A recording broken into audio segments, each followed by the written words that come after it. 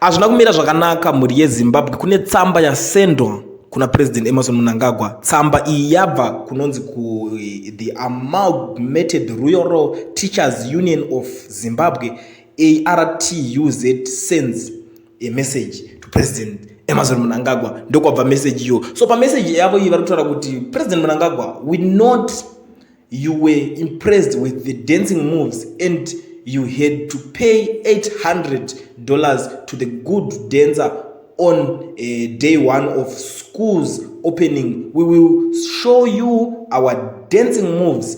Maybe you may review our salaries.